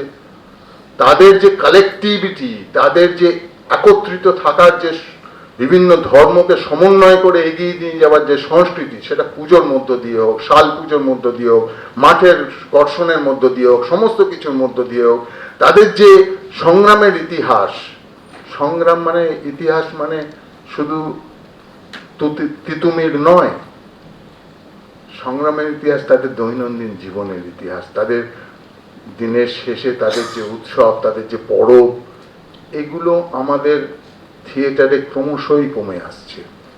এখনো চেকভ, মানে আমরা দর্শক হিসেবে কেমন বিস্মিত হয়ে যাই, আর কেউ নেই। এখনো সাত, এখনো হ্যামলেট, মানে এখনো ওই রকম ভাবে দেখাতে হবে ইকুয়েশন তৈরি করে যে দেখো বর্তমান অবস্থাটা এরকম।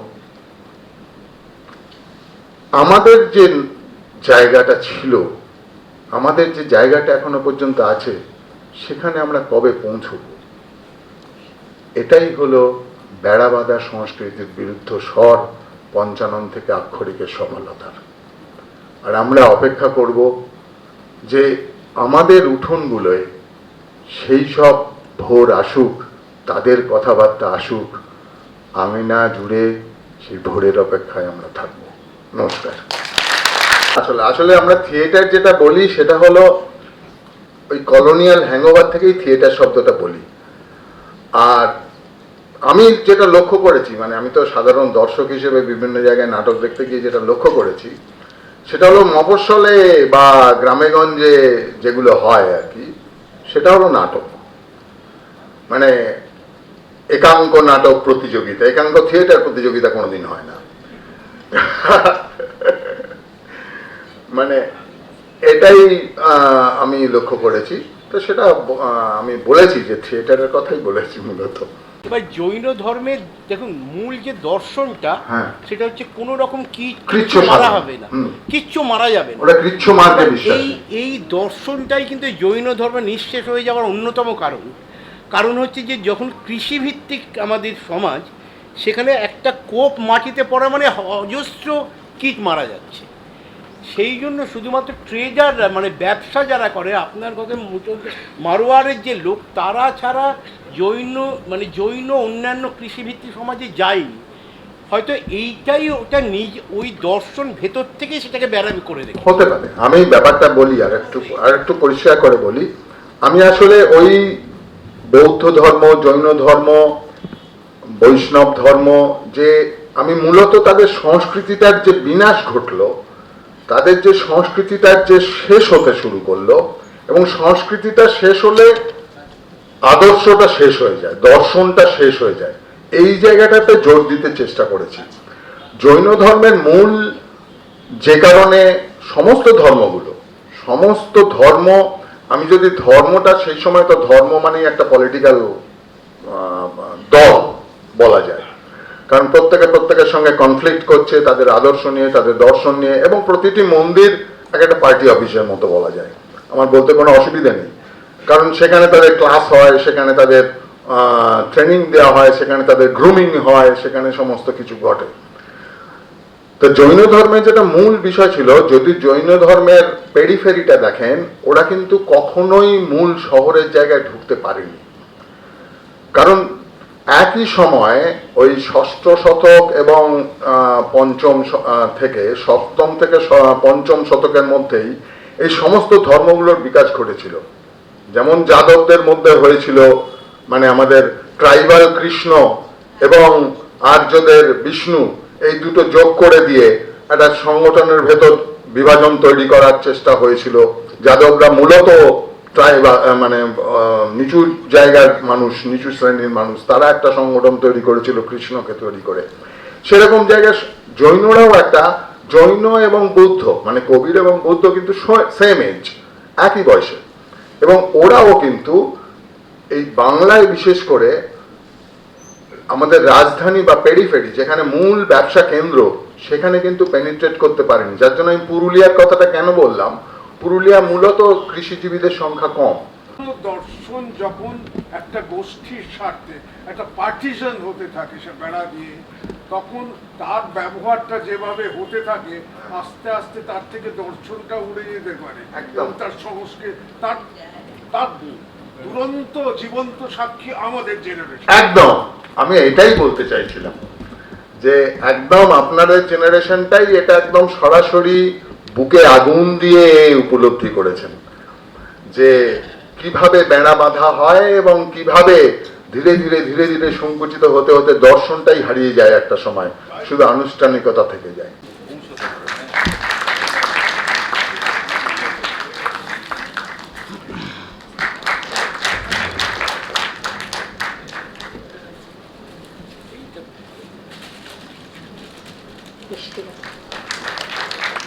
আসলে উনি যেই কথাগুলো বলেছেন সেইগুলো আমারও কথা আর কি। মানে যখন আমি মানে যবে থেকে আমি থিয়েটার করা শুরু করি, তারপর থেকে একটা সময় আমার মনে হয় যে এইটা আমার মানে এই কলকাতার থিয়েটার বা বারবার মঞ্চে দেখছি ম্যাকবেথ হচ্ছে, হ্যামলেট হচ্ছে, আমার কাজটাই হয়েছে মূলত যে আমি বিভিন্ন রকমের গ্রামে গঞ্জে গিয়ে থিয়েটার দেখেছি এবং সেগুলোকেই মঞ্চে বারবার নিয়ে আসার চেষ্টা করি। যে আঙিনা জুড়ে ভোরের কথা উনি শেষে বললেন, সেটা অনেকের নবতম প্রযোজনা, এবং তাতেও প্রথমবার আমার মনে হয় বাংলার থিয়েটারে আমরা দিনাজপুরের, দক্ষিণ দিনাজপুরের বলবো না, অবিভক্ত দিনাজপুরের যে সংস্কৃতি, তার অন্যতম সংস্কৃতি হলো গমিরা।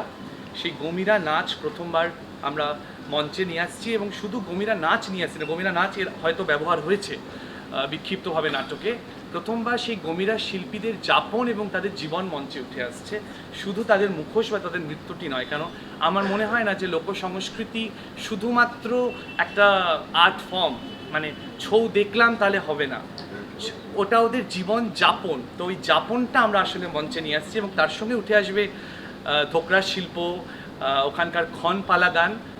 থিয়েটার বলতে ব্রিটিশরা যেটা বলতে যে এই যে এই মঞ্চটা দিস ইজ থিয়েটার, আর তাতে যেগুলো ঘটনা ঘটাচ্ছি আমরা দাঁড়িয়ে, যে গল্পের আঙ্গিকে হোক আর যে কোনোভাবে, সেইটা নাটক, অর্থাৎ স্ক্রিপ্টটা নাটক, আর এইটা হচ্ছে থিয়েটার। বিভিন্ন জেলায় ঘুরে ঘুরে দেখেছি, প্রত্যেকটা জেলায় না একজন বয়স্ক করে মানুষ আছে, সে খুঁটি বাঁধা মানুষের মতো, তারা এই সমস্ত কিছু না বুকে আগলে বসে আছে। মানে আমি মুর্শিদাবাদের প্রত্যন্ত জেলায় একজন মুসলিম ভদ্রলোককে পেয়েছিলাম, তার বাড়িতে গেছিলাম।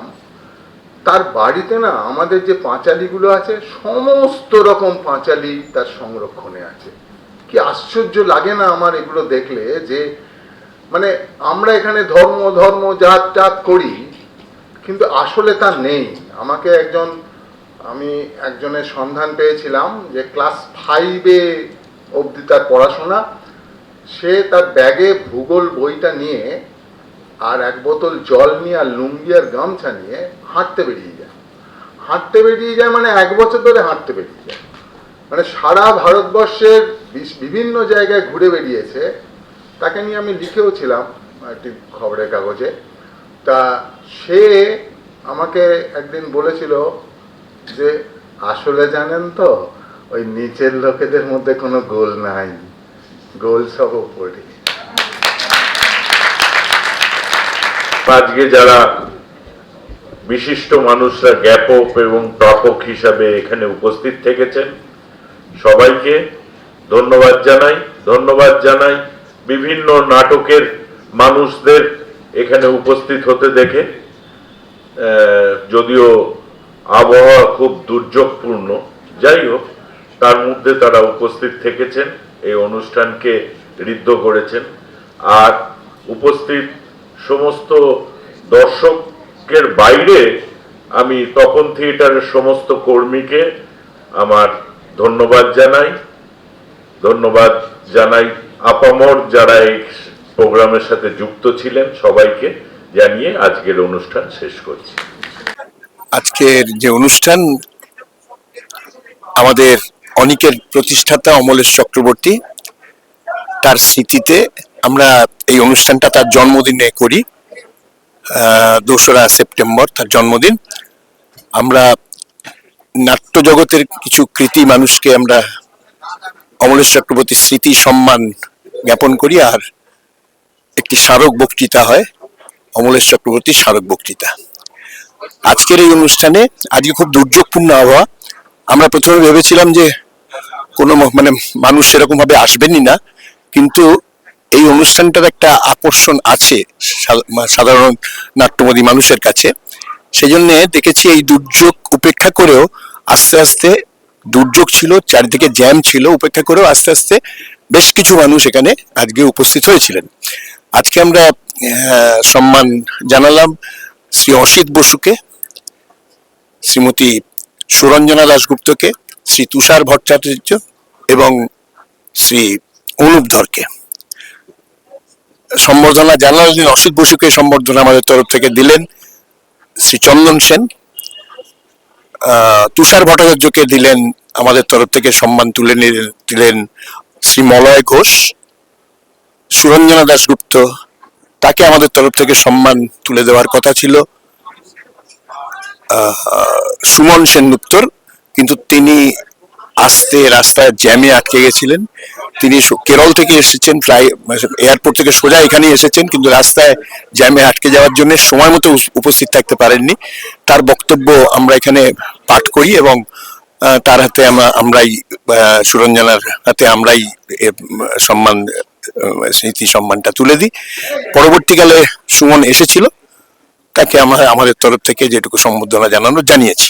এবং অনুপ ধরের হাতে স্মৃতি সম্মান তুলে দেন অমিতাভ দত্ত।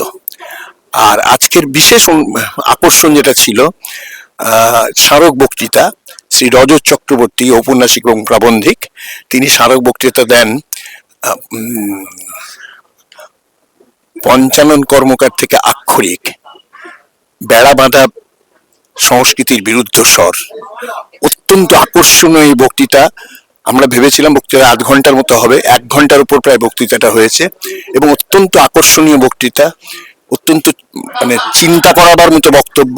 এবং বক্তৃতার শেষে যে যারা শ্রোতা ছিলেন তাদের তরফ থেকে যে ধরনের প্রশ্ন এবং তাদের যে ইনভলভমেন্ট, সেটাই বুঝিয়ে দেয় বক্তৃতা অত্যন্ত মনোগ্রাহী এবং অত্যন্ত কি বলবো, একটা প্রয়োজনীয় বক্তৃতা ছিল। বক্তৃতার শেষে তিনি যেটা বললেন সেটাও আমাদের বক্তব্য, সংস্কৃতি একমাত্র পারে দুষ্কৃতির বিরুদ্ধে লড়তে। তাই সংস্কৃতিটাকে আমাদের বাঁচিয়ে রাখতে হবে, তাকে এগিয়ে নিয়ে যেতে হবে। সংস্কৃতির বিরুদ্ধে যে কোনো আঘাতের বিরুদ্ধে আমাদের দাঁড়িয়ে লড়তে হবে, এইটাই কথা। সবাইকে আমরা ধন্যবাদ জানাচ্ছি আজকে যারা এসেছিলেন। তোমাদেরও ধন্যবাদ, তোমরা এখানে যেভাবে আমাদের হয়ে কাজটা করেছো। নমস্কার।